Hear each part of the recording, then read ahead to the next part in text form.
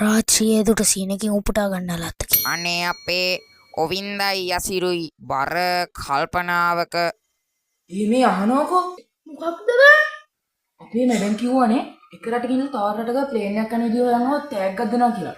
මට නම් ඒ ටැග් කොහොම හරි ගන්න ඕනේ. ඉතින් ලේසියිනේ. හරි උත්තරේ දෙන්න. මම උත්තරේ දන්නේ නැහැ නේ ඉතින්.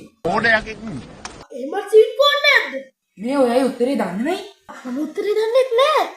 අයියෝ මං කොහොමද ටැග් ගන්නේ මොනවද? මෙන්න කොටත් ඇවිල්ලා. මොකද මේ?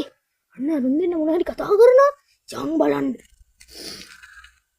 යන්න කොටායනවා. ඈ? ඒ අයවත් උත්තරේ දන්නවද දන්නේ නැහැ. මේ අනන් දන්නේ නැති. කොටා. කට්ටිය මොකෝ වෙන්නේ ඉතින්? පොල් ගාන අපේ නැතයි. හරි මොකෝ වෙන්නේ? එන්න වාඩි වෙන්න. මේ පොඩි දොවක් කරනවා කොයි.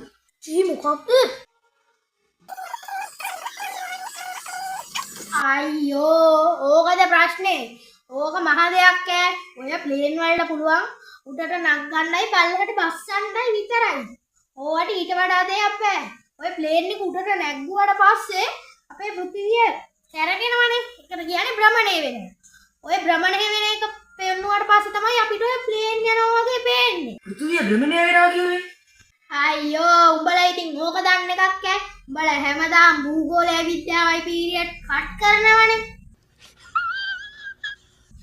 මේක මෙහෙමයි වෙන්නේ. උදාහරණයක් විදියට ගත්තොත් මෙහෙ කටුනායකින් ප්ලේන් එක උඩට නගලා ඒ කටුනායක හම්බෙනකම් භ්‍රමණය වෙනකම් ඉඳලා ඒ කටුනායක හම්බුනහම ලස්සනට ප්ලේන් එක බානවා. උතනින් එහාට දෙයක් නැහැ.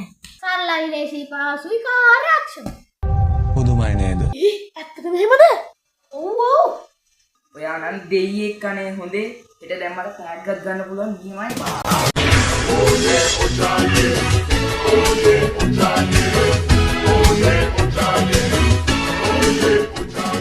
මෙවැනි පචමිත්‍රයෙන් ඇසුරු කිරීමෙන් වලකි.